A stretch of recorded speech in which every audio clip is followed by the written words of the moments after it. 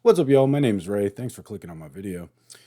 Since I've been watching more toxic right-wing conservative garbage like PragerU and Fox News recently, my channel account's YouTube algorithm has become quite the little experiment in the well-established YouTube social media right-wing radicalization pipeline. Now, there are a number of fairly predictable routes one might follow along a descent into right wing radicalization, and they all seem to intersect at some point with the very irritating and disingenuous conservative academic Thomas Sowell. Quoting from his Wikipedia article, Thomas Sowell is an American author, economist, political commentator, and academic who is a senior fellow at the Hoover Institution. With widely publicized commentary and books, and as a guest on TV and radio, he became a well known voice in the American conservative movement and is considered one of the most influential black conservatives. Most of his content concerns racism, slavery, affirmative action, and Marxism, making it an absolute buffet of modern right wing talking points.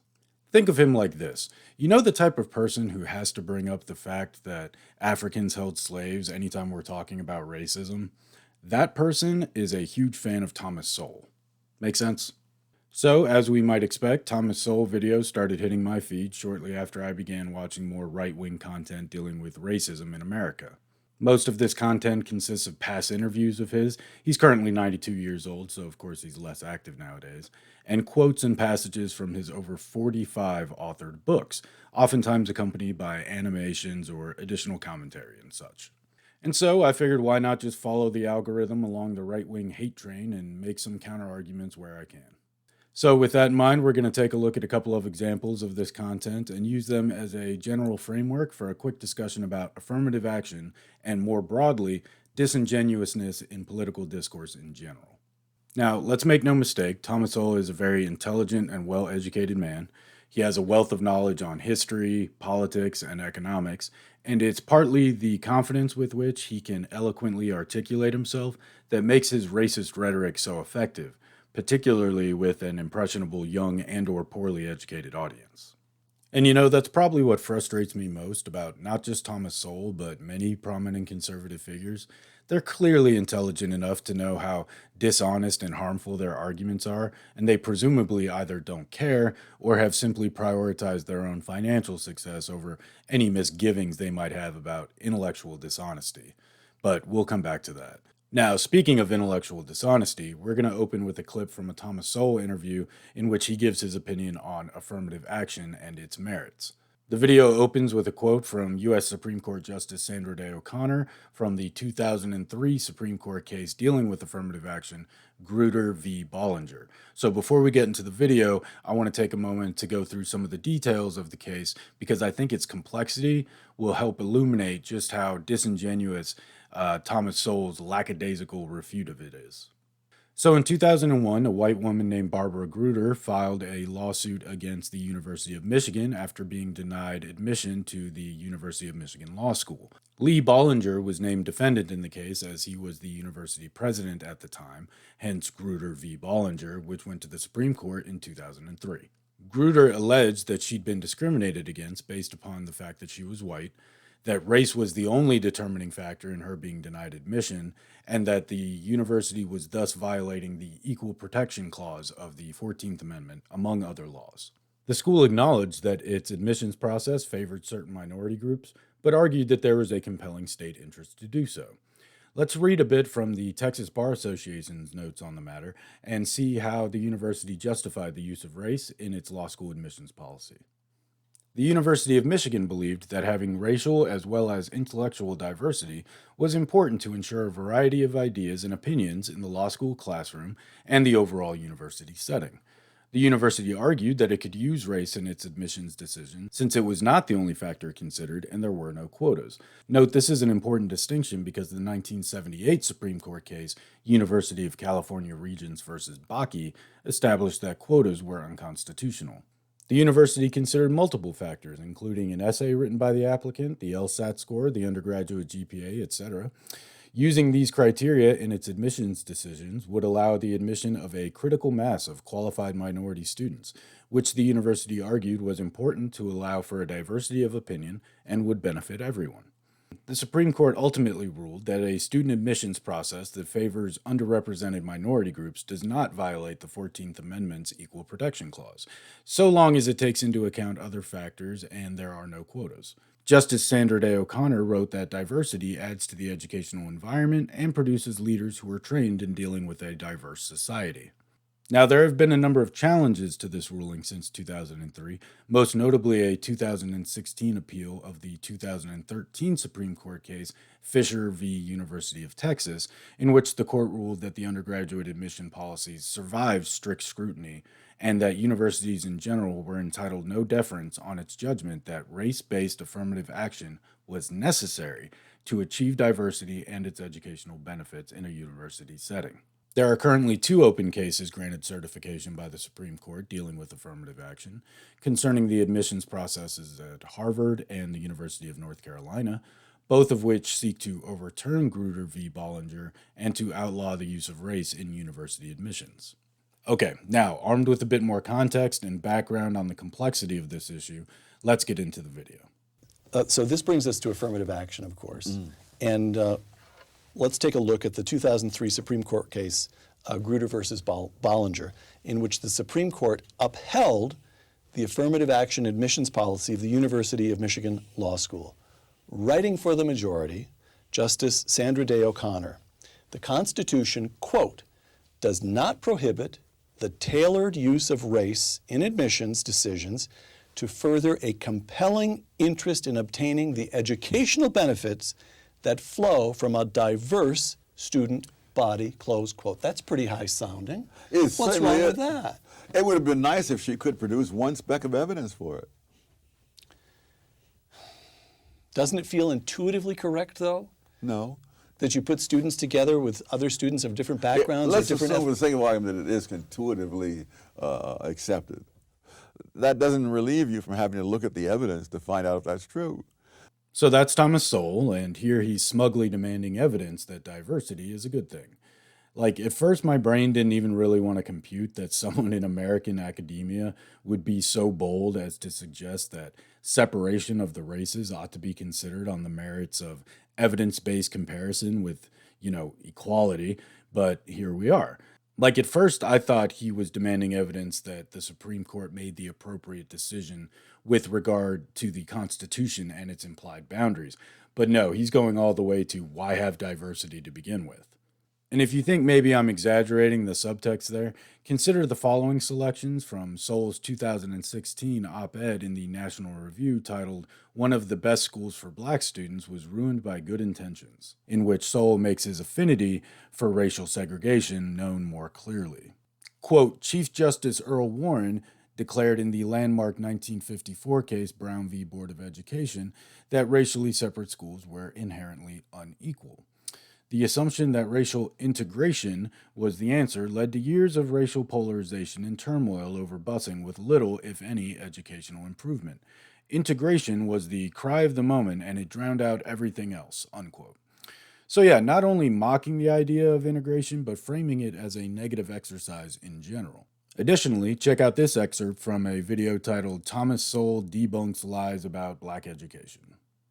The segregated schools in which most blacks were educated for most of their history have provided a tempting explanation of racial differences in test scores and other indices of academic achievement.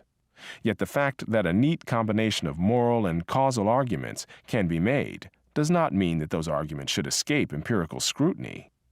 Not only have segregated schools not proven to be inferior in many cases, even ethnic groups who sat side by side in the same schools have had as large IQ differences as those between blacks and whites attending segregated schools in the Jim Crow South. So that was a long-winded way of saying that Sowell is not convinced that racial segregation was necessarily a bad thing, or that it is responsible for the socioeconomic challenges Black Americans face today.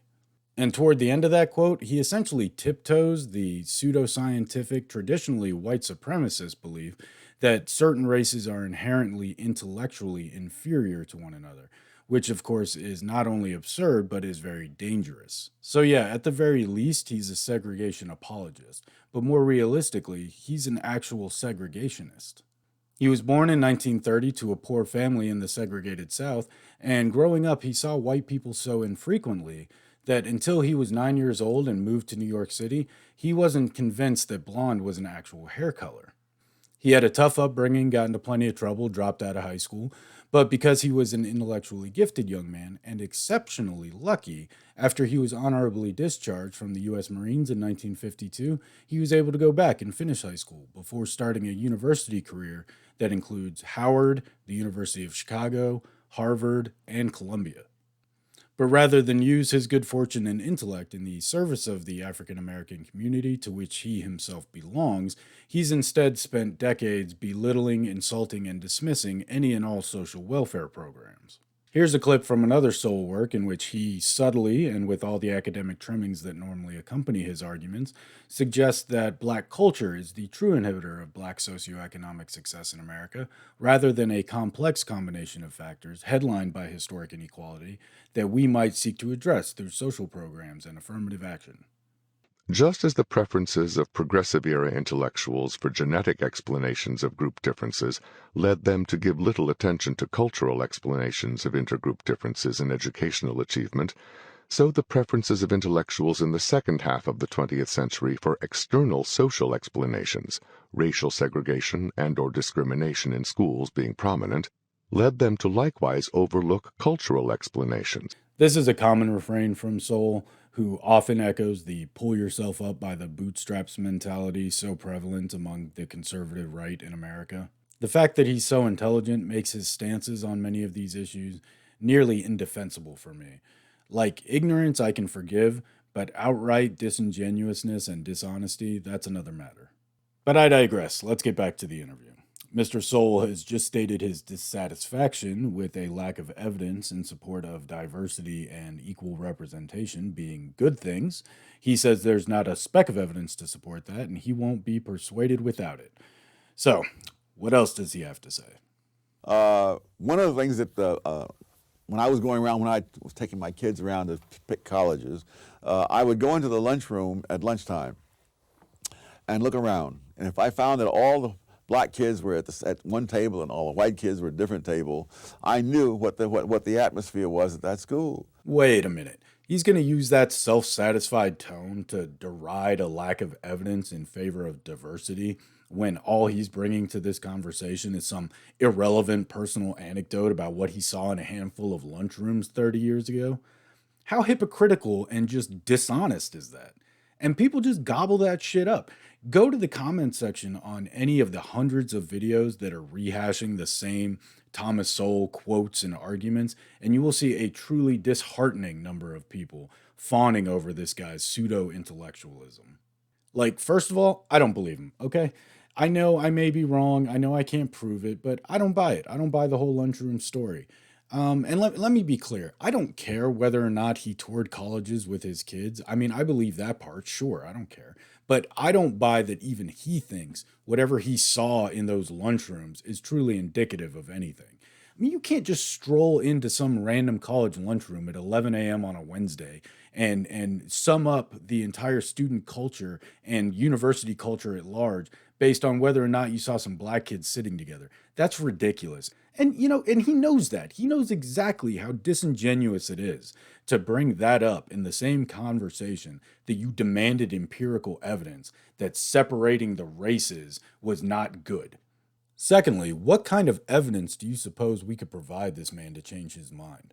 To change the mind of someone for whom diversity and equal representation aren't inherently good things? What kind of data would actually make a difference in this setting? Or do you think these people are too far gone? It's food for thought anyway.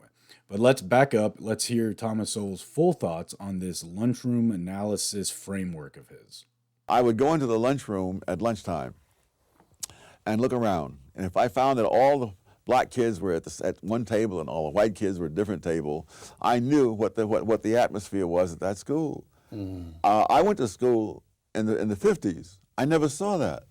Hold on. He never saw that in the 1950s because he was attending segregated colleges in the 1950s. This guy just romanticized his segregated college experience because a rainbow lunch coalition didn't fully materialize to his satisfaction at 11 a.m. on a Thursday 2-hour tour of some random college 30 years ago. It's ridiculous. So that you say what the benefits are going to be, and then you come along and test it. You don't just say, that sounds so wonderful, and there's no need to go any further. And if you look at what has happened in these places, you find that the polarization is far greater after these policies are followed than there were before. That's so dishonest, and it's just plain false. Look, government programs designed to provide targeted assistance to disenfranchised minority groups will never be perfect. That's not the kind of world we live in. But we shouldn't let perfect be the enemy of good. I think it's the government's responsibility to apply corrective action to historic inequalities, and affirmative action is one way to do that. And like, where does this guy get off saying, with no evidence, that racial polarization is worse now because of affirmative action? Worse than when? Worse than where? That's bullshit. And it's exactly the kind of dishonest rhetoric that actually does exacerbate racial polarization. And that brings me to my broader point about disingenuousness in political discourse. I mean, here's a man who's as well educated a political thinker as you'll find, certainly someone whose experience and credentials we should respect and value. And rather than examine his own perspective and preconceptions with the same intellectual vigor and demand for scrutiny that he attacks the left with, when it comes time to sell us his message, all that academic integrity goes right out the window. And yeah, it pisses me off. That kind of dishonesty is like nails on a chalkboard to me. You know, racism and bigotry in all its forms are intellectually dishonest. And to make those pseudo academic arguments, like we've heard from Thomas Sowell throughout this video, is just disingenuous and gross. And you know, impressionable young minds in particular aren't equipped to fully account for and discern disingenuous arguments from those built on more logical foundations. So you get guys like Thomas Sowell and Jordan Peterson and Ben Shapiro, and their pseudo intellectual brand of bigotry just steamrolls your average viewer and can get them started on the path to radicalization very quickly. It's partly why I think one of the biggest challenges we currently face is the Democrats' apparent inability to compete with the right wing when it comes to messaging and marketing to a young male audience. I also think the left's recent mega advantage in education, where there's almost a direct correlation between further education and voting blue, is at serious risk because we're alienating so many young men, and not just the really dumb ones like usual. And it doesn't have to be that way. It starts with empathizing with your audience on an intellectual level, and you build from there. And I just don't think we're doing a good enough job of that right now. Two smarter YouTubers than I, Vaush and Little Joel, recently engaged in an excellent and deeply interesting debate on this very topic. And Vaush does a great job at articulating why he believes, as I do, that we should be doing a hell of a lot better reaching out to young men. I'll leave a link in the description, and just in case you're not already a fan of these guys, I highly recommend you follow them both. They're brilliant, and you'll learn a lot. Oh, and another thing, we've let the right wing essentially stake a claim to the marketing of patriotism, and I think that's a huge mistake. Progressivism and patriotism are not mutually exclusive concepts. I love my country, despite its flaws, and I want to see it continue to succeed. You know, we can be loyal Americans while still being fiercely critical and demanding the very best from ourselves as a society. All right, folks, with that, I'll wrap things up. If you've stuck with me for this long, I really do appreciate it. If you enjoyed this content and want to see more, please leave a like on the video. Leave me some of your thoughts and feedback in the comments. I'd like to know what you think. And yeah, if you haven't subscribed to the channel, please do subscribe. I'd really appreciate it. You make my day. Thank you guys for coming again. And yeah, I hope I see you all soon. Peace out.